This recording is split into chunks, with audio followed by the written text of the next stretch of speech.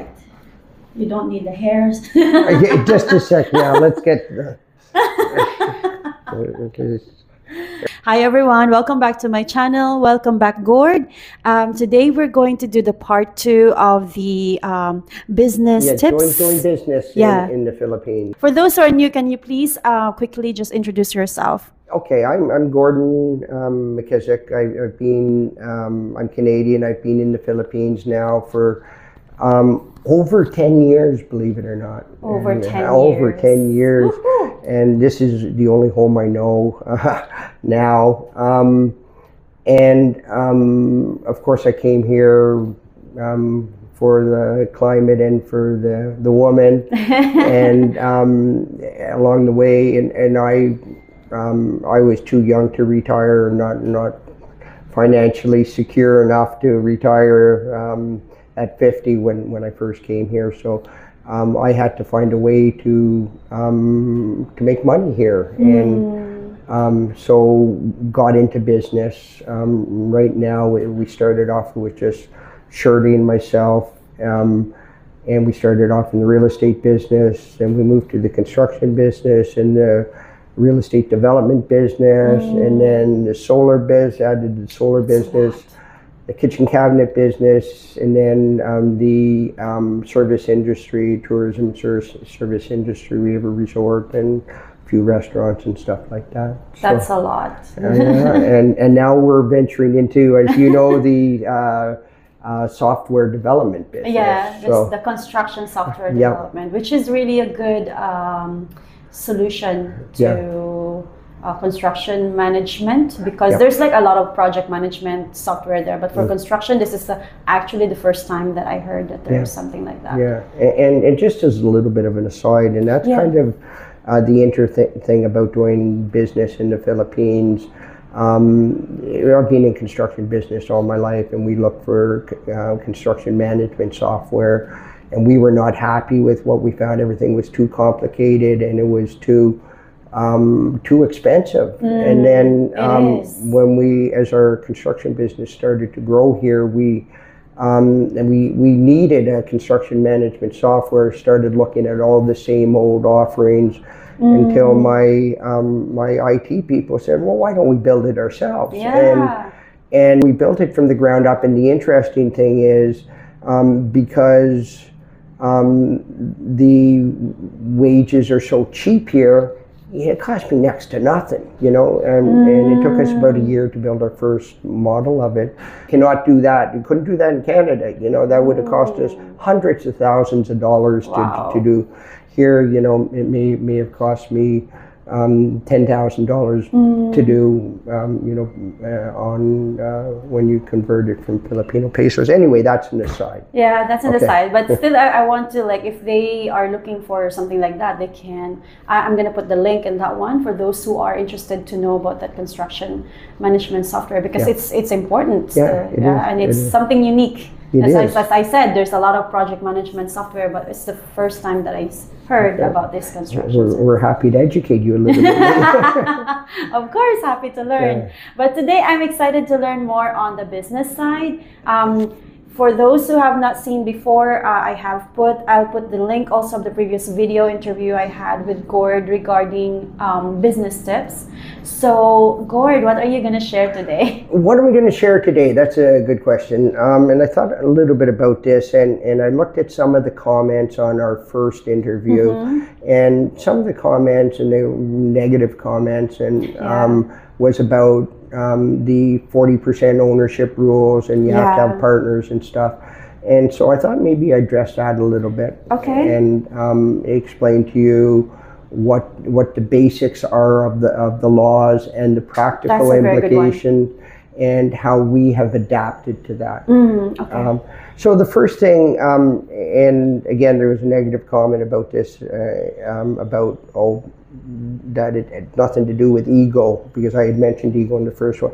I'll disagree with that strongly. It has everything to do with ego. You know, a lot of us business people, we don't want to have partners because we don't want anybody to tell us what to do, and that's ego driven. It's pure and simple. That's ego driven, and it's something that I myself was faced with most of my life, and it's actually changed here in the Philippines because of the practicalities of having to do business. So just the first thing that anybody getting into business should know, there's several different ways to operate legally here. One is through a sole proprietorship, which foreigners I don't think can do. They cannot do that, right? I don't think so. I think that's strictly Filipinos are allowed to do that. Yeah. So sometimes a foreigner will open up a small business and put it in his wife's name or girlfriend's name as a sole proprietorship. Yeah. I personally don't have a lot of experience in that. We've gone the second route, which is corporation. And we have several corporations. The very first thing that anybody should know is, yes, there are restrictions on both the nature of the business a foreigner is allowed to engage in, and the percentage of a business he is allowed to own. That is allowed to be foreign owned. You can have an offshore company too and do business here, but there are severe limitations on what type of businesses you can get into. So the best way the easiest way is to open up a Filipino corporation. And in the Filipino corporation, foreign ownership is limited to 40%. 40% only. Now that can be several foreigners owning 10 or 15% each or whatever. But the maximum foreign ownership of the entire corporation can only be 40%. So you need a partner, and you need Filipino partners. How do you go about finding Filipino partners, and what you should be looking for, and how do you format that corporation to protect yourself? Yeah, that's the question. Yeah, and again, I'll kind of step back into the first comment I made about ego. Again, a lot of us business people, small and medium business owners, we like to, sing to the world that we're the owners, and that's ego driven, and that's an emotional. An emotional comment or emotional feeling. In my personal belief, this is something that I've come to believe and learn from my partners, is that their ego and any emotions do not play a role in business. They should not play a role in business. If I am making emotional decisions about business, I'm usually making the wrong decision. So no way around it. You need to have Filipino business partners. So now, and I think they've changed the laws recently since we incorporated. Now, before you had to have at least 4 or 5 shareholders, incorporators, and then shareholders. You had to have 4 or 5, I think.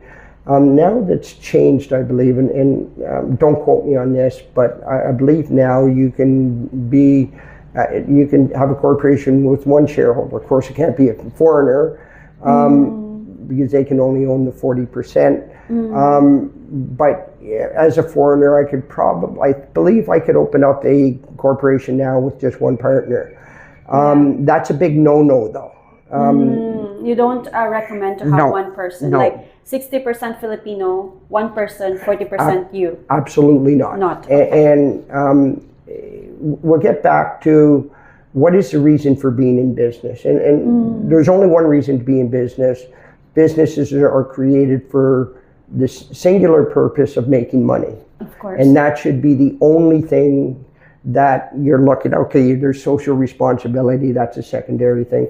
But if it's about pride and ego and saying you're the owner and stuff, that is not that's not a role. So recognize right from day one that a business is, the intention of a business is to make money. So what are your goals going into the business? Simple, make money. Now, how do you protect your investment?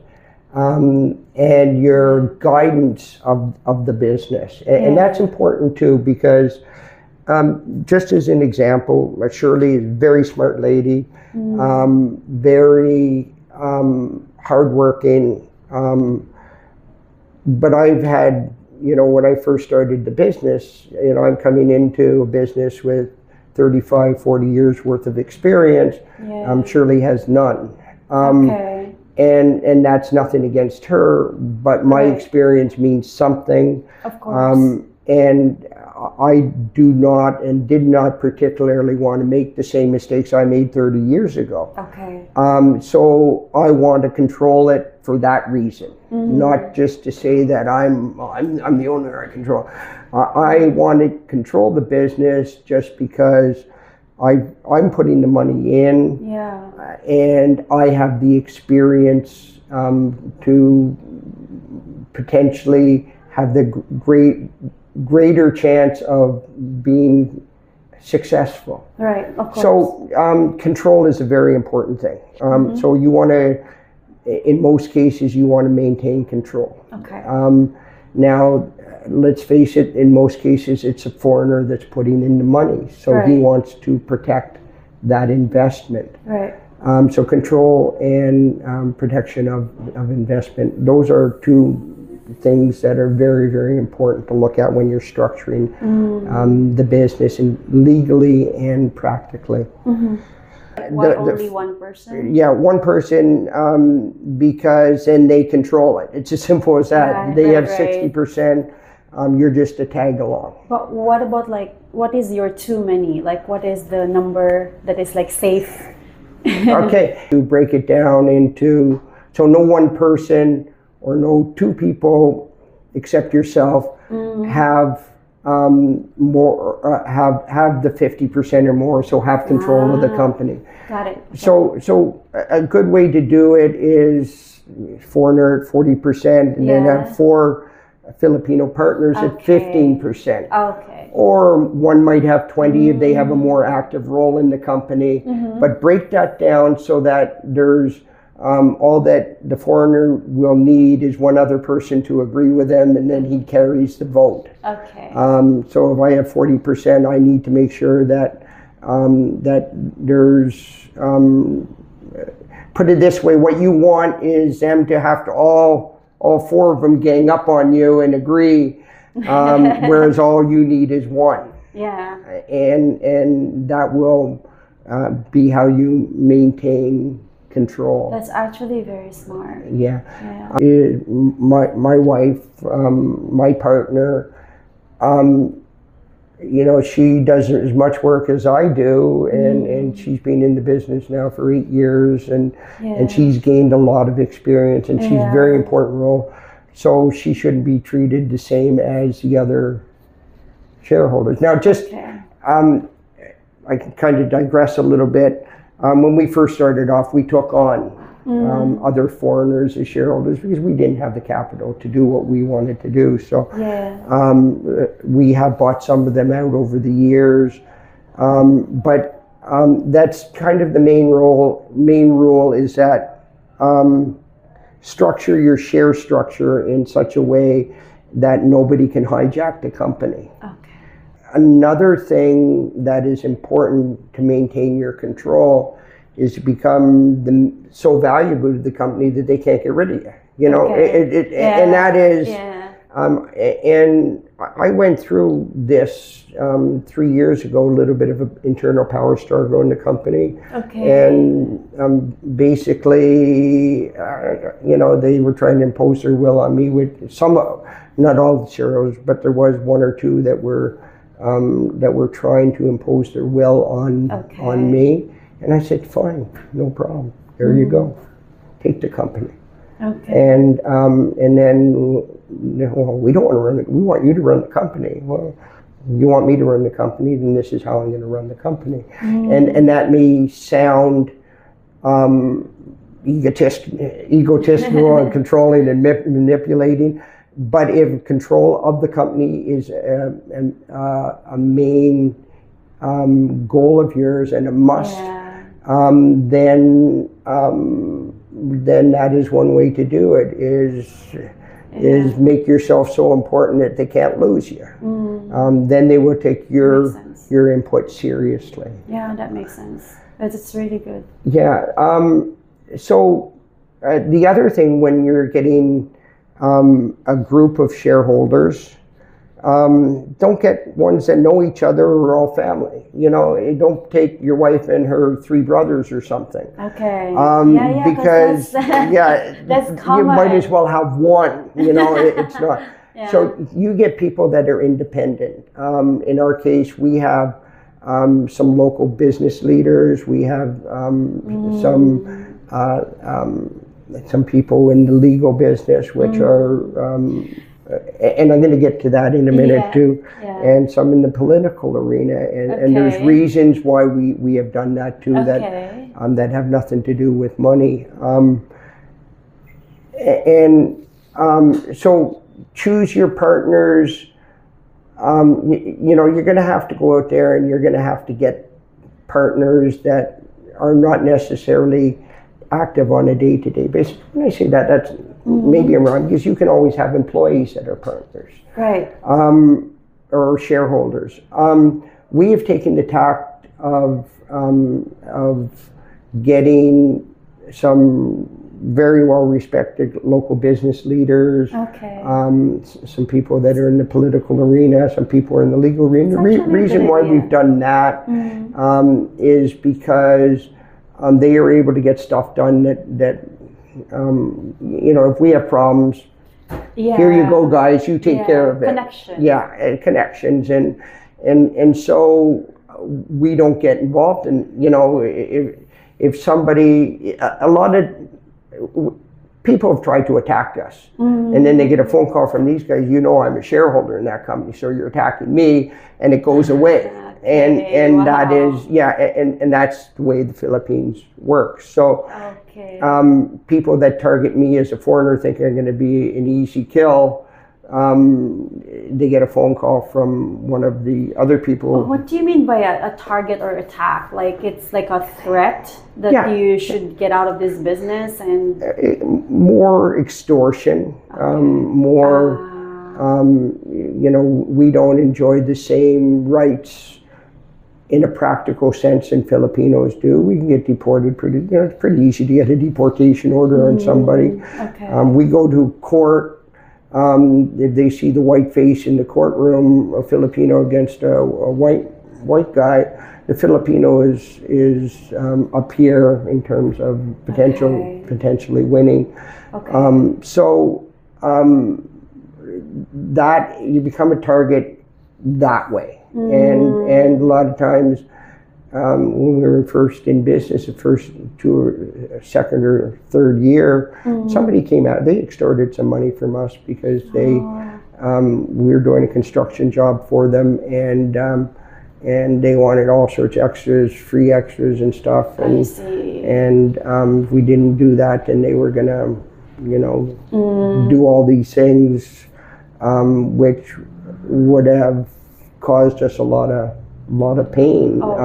We probably would have survived and got through it all, but we made the decision it was cheaper just to pay him off. And that'll be maybe a topic of a next discussion, is about your compliance. Because there is a whole lot of compliance here, so many rules and regulations, and nobody follows them all until somebody is out to get out. So we've been very careful. That taught us the importance of compliance when we're coming to target. Anyway, to get back to the whole partners thing. So we decided to go the route of having Filipino partners that were well placed to protect us and give us advice how to deal in a Filipino way. And then we have, of course, Shirley and some of her family and that are shareholders. So we actually have more than 4 shareholders in some of our companies. And so for somebody to To hijack the company would be very, very, difficult. Yeah. They better have their ducks in a row to hijack our company. Now the question becomes, okay, well, I put in 100% of the money and I'm only getting 40% of the profits. That is a concern to people. Now, I'm going to suggest a way to protect yourself in both your control and your financial investment. So if you're going to take on, say, your wife's brother as a shareholder or something or other, or even your wife or your girlfriend, you lend her the money and you document that. Now you can't do it with a spouse, but you can do it with a spouse family. But so you're lending the money to that Filipino to make their capital investment, startup capital into the company. You document that, and you have a buy-sell agreement with them. Okay. So 4 years down the road, you don't want to be partners with them anymore. You can buy them out, or they can sell their share. You can't buy them out because you already have the 40%. Yeah. But you can find another Filipino partner, replace them. They get their money for their shares. They pay you back your loan. They walk away with some money in their pocket. Okay. And you now have a new partner. So very important to have a good buy-sell agreement, so that you can maintain your control of the company. Because say you get into a breakup and it starts to get a nasty breakup, then you can pull out the buy-sell agreement. Okay, well, us being separated or divorced or whatever, we already have it on paper that this is the buyout agreement. And that's important in any partnership. So it's not just with a intimate partner. With any partner you have. And you have to set that up like ahead of time. So you're coming onto the company, this is a buy-sell agreement. The company can buy back your shares, or they can get another buyer in for your shares, and you'll get paid out. You have to pay back the loan that was loaned to you for your capital investment, and the rest is yours. It's good in that buy-sell agreement that you either have a set amount to begin with, or it's very tight in that it's the valuation of the shares is done by a neutral third party that is agreeable to both sides. We chose them based on what they could give us in the business and legal and political community. But it just is, you have a block of shareholders as, employee shareholders. And that's something too, with a buy-sell agreement, so that if the employee is terminated, then they have to sell their shares back to somebody else. So there's many ways to do it.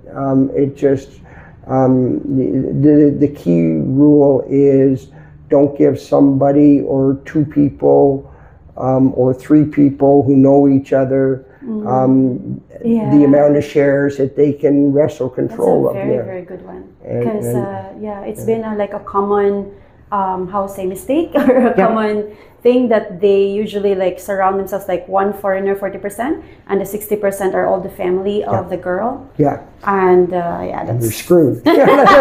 So you're really in more ways than one. And that is and we've ran into people that have been wanting to do that way, and I talked to the foreigner and I say, "You sure you want to do that? This is a potential problem." He says, "Well, I trust her and I don't want to offend her." And, well, if she's going to be offended by that type of talk to begin with, then she is not the right person to be in business with. Exactly. And because you have to see the bigger picture of the whole business, not just you. Yeah, exactly. And you have to look at what are the potential problems, worst case scenario 5 years from now. And a problem is, one problem is what happens if your Filipino wife or girlfriend dies. Who gets her shares? The family gets the shares, so now you're in business with the family. So those are again, that can be covered in a buy-sell agreement, so that if Right. if your intimate partner dies before you, or if you die, what happens to the shares and what is the process? So, like any other business, prepare for the worst, and so that there'll be the minimal chance of business interruption should the worst happen. Right. And it doesn't have to be your intimate partner, right? Like you can still, just to give a little bit of clarification, that you can also have it with any local or any Filipino partner. Okay, it doesn't have to be a girlfriend or a Filipina, but mostly they do that because it's someone you trust, like one of the shareholders, because it's someone you trust. So, and you want to provide for your partner should something happen to you. You know, and you know, it's not just if I'm on this earth another 10, 15 years, I think, oh, that's pretty good for me. Whereas most times as foreigners are with a woman that's going to be around 30 or 40 years and have kids, and so you want to be able to provide for them, and that's one reason why they should not be cut out of that process. But I guess I should mention one other thing. There is something called the anti-dummy law here. The dummy. Yeah. Okay. And this is where you, as a foreigner, you take 40%, and then you get to your attorney to hold 60%. And that happens a lot. But there are laws against that. Okay. It has to be a valid corporation with valid shareholders, and if they are not, again, if you're entering into it with another person, especially if he's your attorney, you're not going to go and turn each other in or whatever. Exactly. But if you do have problems down the road, you know, you're implicating yourself. You're both are. But if somebody else finds out about that type of arrangement, then they have you by the short hairs, and that's one of the things there. You don't want to put yourself into violating any Filipino laws, because then you are an easy target. And one thing I preach is compliance, and then come after me all you want, because I'm bulletproof. And that don't try and weasel way around the Filipino laws, because you're leaving yourself open to extortion. Besides the legal implications, you're leaving yourself open to extortion by people that find that stuff out.